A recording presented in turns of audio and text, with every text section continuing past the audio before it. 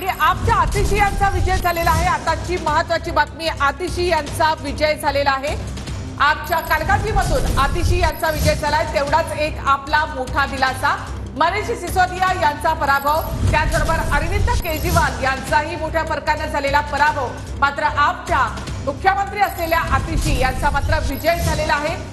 पहिल्या काही फेऱ्यांमध्ये आतिशी या पिछाडीवर होत्या, अगदी शेवटच्या फेरीपर्यंत अटीतटीची लढत या ठिकाणी झालेली आहे आणि कालकाजीमधून अखेर आतिशी यांचा विजय झालेला आहे। कालकाजीमधून आतिशी त्याचबरोबर काँग्रेसच्या अलका लांबा आणि भाजपचे रमेश बिधुरी यांच्यामध्ये लढत होती। रमेश बिधुरी आतापर्यंत आघाडीवर होते, मात्र आपच्या आतिशी यांनी बाजी मारली आहे आणि आपच्या आतिशी यांचा विजय झालेला आहे।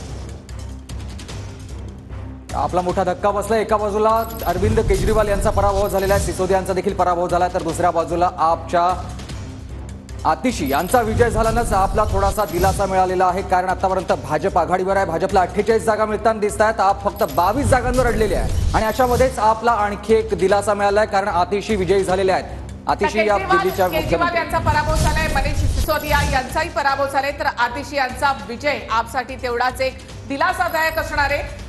दिल्लीच्या मुख्यमंत्री असलेल्या आतिशी आता विरोधी पक्षनेत्या देखील असू शकतात। काटेकी टक्करमध्ये आतिशीने या ठिकाणी बाजी मारलेली आहे। सुरुवातीपासूनच भाजपचे उमेदवार रमेश बिधुरी या ठिकाणी आघाडीवर होते।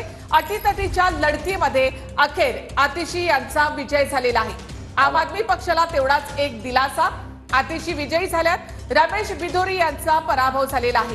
कालकाजी या मतदारसंघामधून आतिशी या निवडणुकीच्या रिंगणात उतरलेल्या होत्या आणि याच मतदारसंघामध्ये त्यांचा आता विजय झाला। आतिशी विजयी झालेले आहेत, तर रमेश बिधुरी हे पराभूत झालेले आहेत। तर आम आदमी पक्षासाठी हा एक मोठा दिलासा, भाजप 47 आणि आप 23 जागांवर, तर आपसाठी सगळ्यात मोठा धक्का म्हणजे केजरीवाल यांचा पराभव।